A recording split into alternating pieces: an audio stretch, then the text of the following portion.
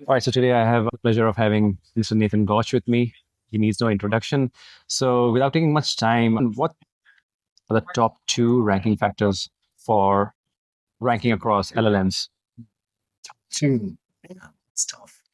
Um, I'd probably say for me, if I had to pick two, I'd start with the number one for me for sure would be having the brand be mentioned on the core sources of retrieval.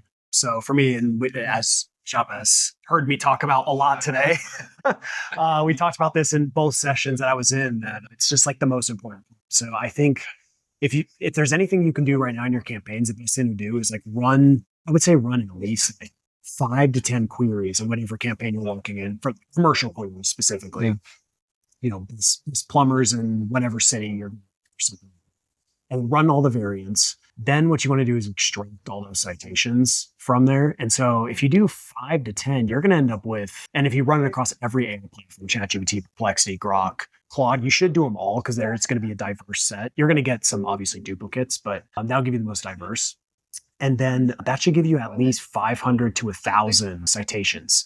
And basically what I'm doing in that process is I'm looking for what tends to show up the most in that citation set. So I say, okay, this directory showed up on every single one, or this particular blog showed up a lot. Those kind of rise to the top of the list as far as ultimately end up being outreach or advertising. So that's the first one for me because we have found that there is a correlation between, if the brand is actually mentioned in the sources retrieval. So it's really, really important. The second one, as far as ranking factor, would obviously just be doing well in traditional search. So, like that to be, to keep it real simple here, like if you're going to, for your own websites, the first place to begin, doing well in traditional search for your own website. So we all know how to do that. It's just traditional SEO. But then I would actually expand that strategy out further and think more about like, okay, we did well with our website. How do we get another spot on the first page? How do we get a third spot on the first page? And thinking through that to really, I like to call it like search domination. And so dominate that query. A very simple way to do this, if budget allows, is to use YouTube because YouTube is the second most popular website on the internet. And Google obviously loves it because it's a Google product. And so usually what we'll do is we'll focus on our website, then go to the own assets. So YouTube, I really like LinkedIn as well because LinkedIn gets used a lot in retrieval, especially the LinkedIn articles tend to get used. We've actually seen LinkedIn posts get used as well. A lot, yeah. A lot. And like barely any content. In fact, funny thing is if you look up start SEO agency or how to start an SEO agency, one of my LinkedIn posts is ranking and it has one line. It's literally a one liner. It just says how to start an SEO agency, and it is my video about that. Okay. And this is something I discovered with LinkedIn is LinkedIn will actually auto-generate a transcript for the video. Oh, really? So you can go and you can manipulate that transcript. So like a little small detail is in the transcript. It kept spelling rankability wrong.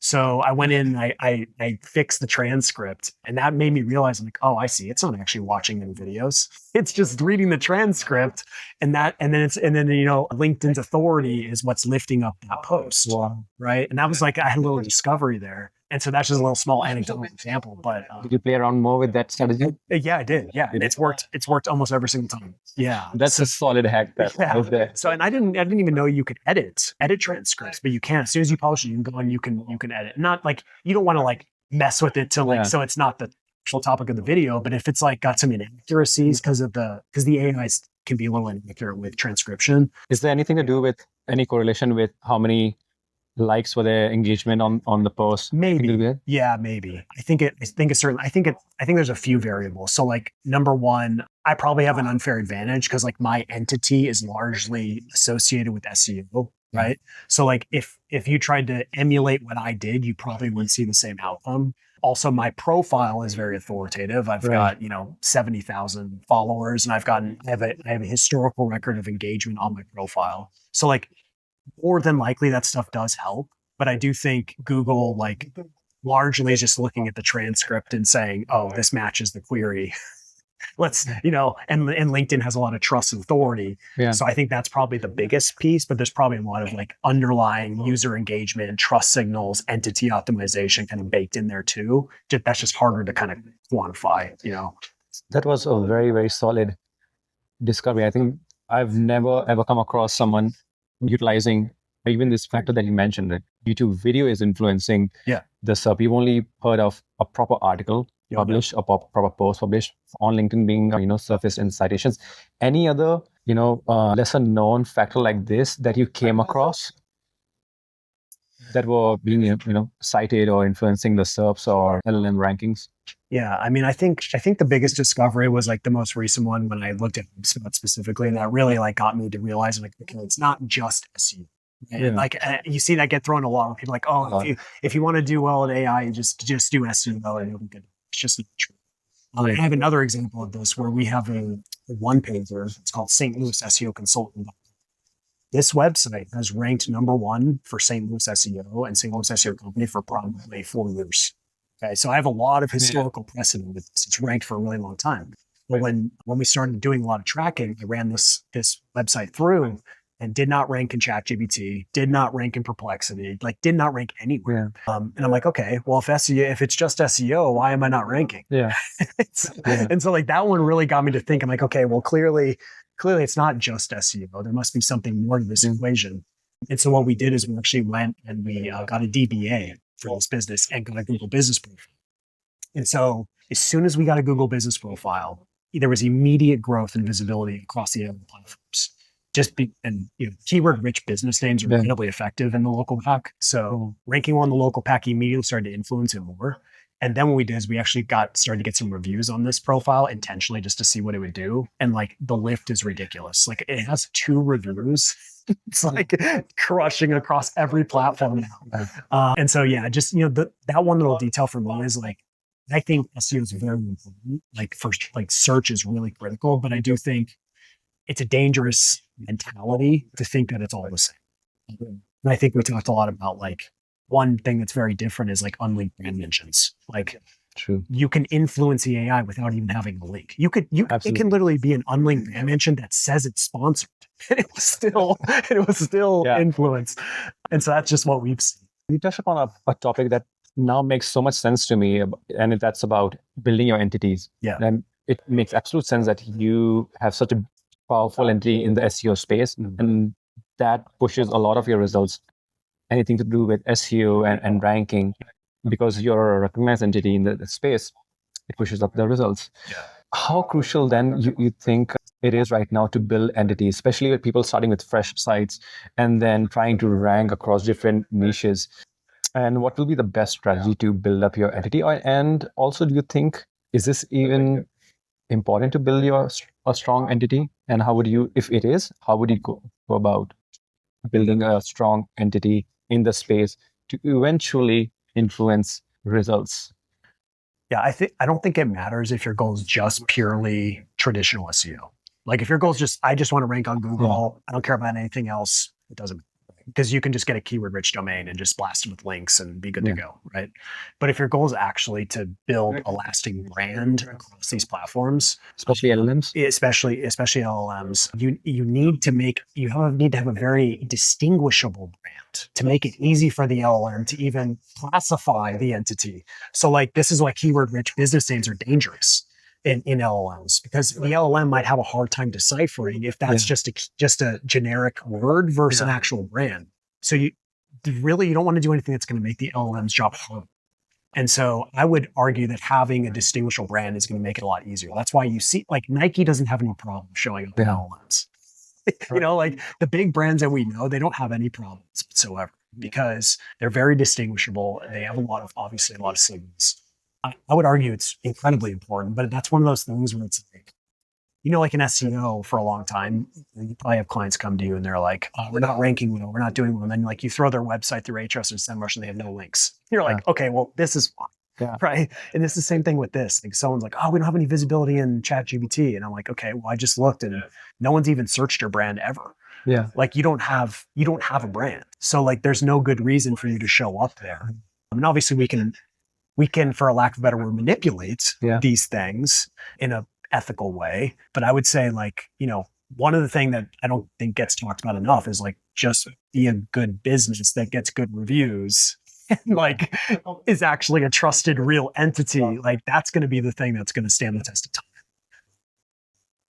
And I do think it's really important for sure. Yeah. And also entity consistency. That's another one too. That's a good one. Yeah. Really, Consistency, yeah. because like you'll often see like local businesses. This is a real plague where you go on their listings and you'll see like, oh, we're an HVAC company and we're an HVAC company in Chesterfield, Missouri. But the reality is they're actually in Baldwin and they stopped doing HVAC 5 years ago and they only do plumbing now. Yeah. But nothing got updated. So all of that raw material that's being fed into the AI is completely wrong. And the AI doesn't have any ability to know anything. It just knows what it's given. Was it fed? So, Yeah. so whatever it's fed is what it's going to spit out a lot of times, especially when it doesn't have any other information to use. So that's why it's so critical to really audit the full entity and really start to just like rip through the inaccuracies. I think it's such a low hanging fruit that there's like no good reason to do it. So it's like one of the first moves that we'll do. And like even it's hard. Like even with our own brand, like there's so many inaccuracies that I'm like I've never been Claude. So if someone is starting a fresh brand, let's say if I am starting a fresh brand and I want to be known for, because let's say SEO is such a competitive and big space. Yeah. And I want to niche down as AEO consultant for HVAC, right? Yeah. Should I build my profiles all around as an AEO consultant, or should I niche down as AEO consultant for HVAC everywhere? So it's a consistent, more niche down entity. What would your suggestion would be? Definitely niche down. Niche. Okay. Absolutely. Yeah. If that's your long-term objective is like, I just want to do HVAC, then yeah, that's going to be the fastest to results, right? The better you can associate the entity, the better it will be. That would mean every directory that I'm creating, every profile that I'm creating, every article that I'm publishing has that consistent, that this is what I do. Yeah. And even if it was like, let's say you're going to do it like personal brand type of strategy, you would just want to have your name plus AEO HVAC consultant. Those should be basically tied together at all times. Right. Anywhere that you're mentioned, that's mentioned. And that creates that consistency. But then also getting the third party validation that it's true as well. Right. And so like, listicles, which you know very well.